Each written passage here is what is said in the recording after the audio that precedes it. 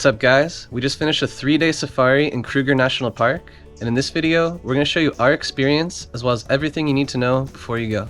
So hope you enjoy it.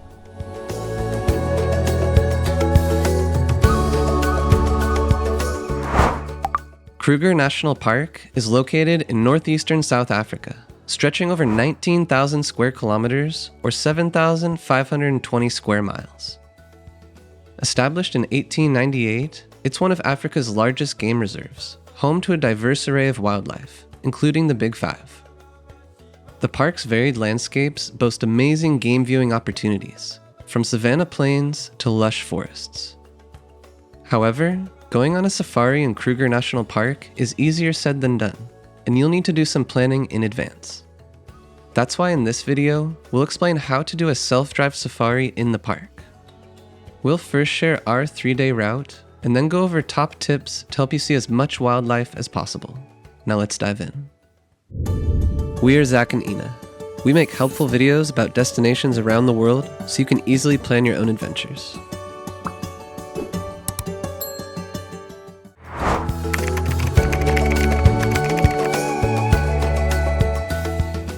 Before your visit, take some time to plan your trip and be realistic about how much you can drive and see in a day.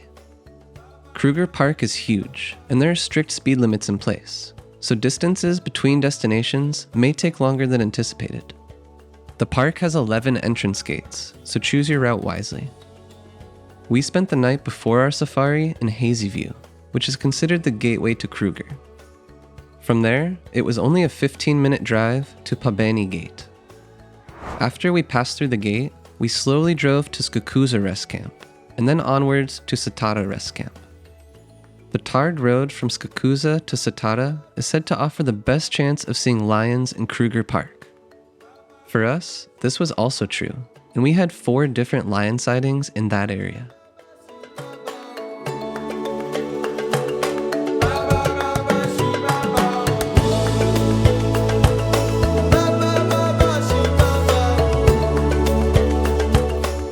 We also spotted many herds of elephants, buffaloes, zebras, wildebeest, warthogs, baboons, turtles, and even hyenas. We spotted the latter one on an evening game drive, which we booked in advance together with our accommodation through the official Sen Park's website.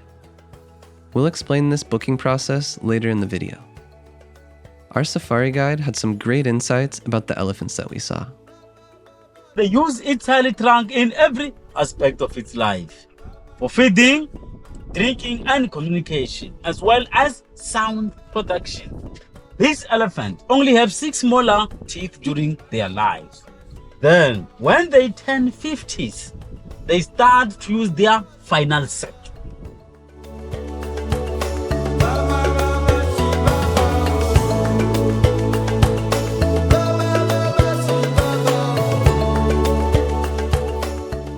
The Satara Rest Camp had great facilities on site, like a restaurant, gas station, and comfortable accommodation options.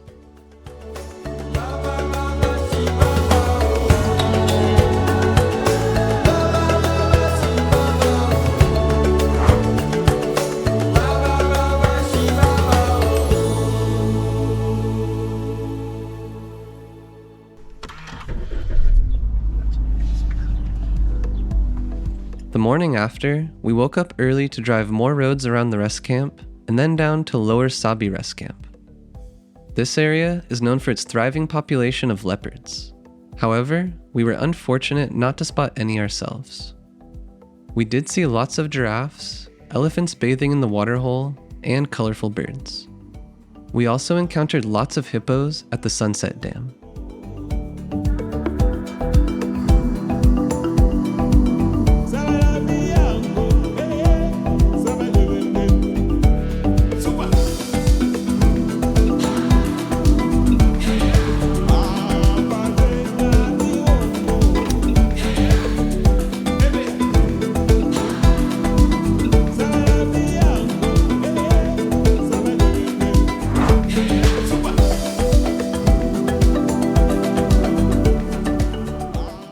The morning after, we did a sunrise game drive.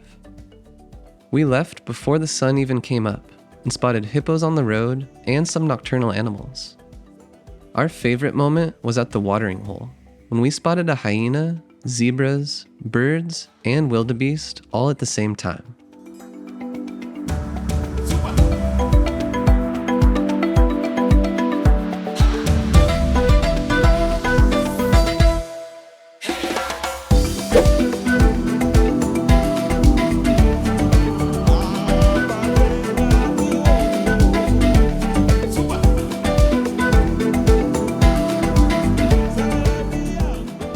After exploring the area around the rest camp a bit more, we exited the park via the Crocodile Bridge Gate.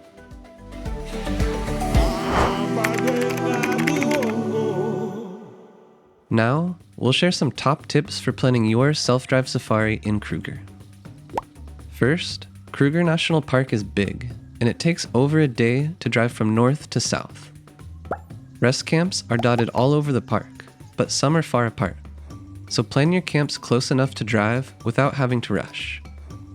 Also, pick specific areas with diverse landscapes so you have better viewing opportunities for different animals.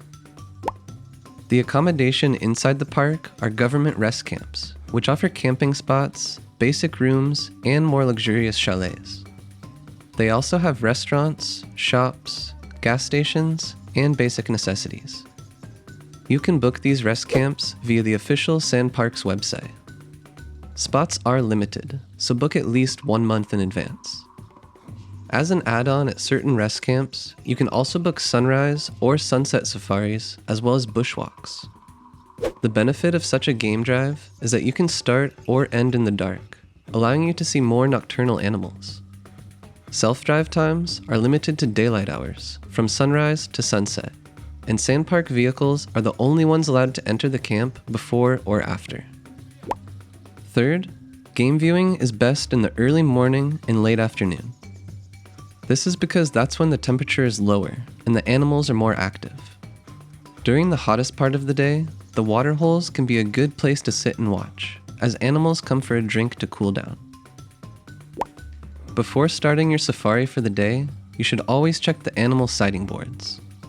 The entrance gates and rest camps have notice boards with maps, marking the location of which animals have been seen where. It's especially useful to see where the larger mammals are hiding. These boards can help with planning your day and which roads you're going to take. Most main roads in Kruger are tarred and in a very good condition. The side roads are often gravel roads, but generally don't require a four-wheel drive. A higher clearance may give you a slightly better height to look down on the animals, but the most important is that the car is comfortable to drive. We booked our car via rentalcars.com and picked it up at the Johannesburg airport. During the dry season from September to November, animals are easier to spot because the vegetation is sparse and they have nowhere to hide. They also tend to visit the watering holes more often. On the contrary, during the wetter months, it's harder to spot animals, as it's much greener, the grass is longer, and there's a lot more water to be found. We went at the end of February, which wasn't the best month, but we still saw plenty of animals, so don't worry too much. Finally, spending long days on the road searching for wildlife requires some preparation. We put a list on the screen here for you with some essentials to pack for your safari. Combining Kruger National Park with the panorama route is a common option if you're doing a South Africa road trip. We have another full video on our channel about this scenic drive in case you're interested in learning more about it. And if you're planning your South Africa road trip, we recommend keeping things organized with our interactive travel planner. Find a discount code in the description below the video. We also included important links that you'll need for your Kruger Park excursion in the description, such as a website to book and a map with the places that we mentioned. Catch you on the next adventure.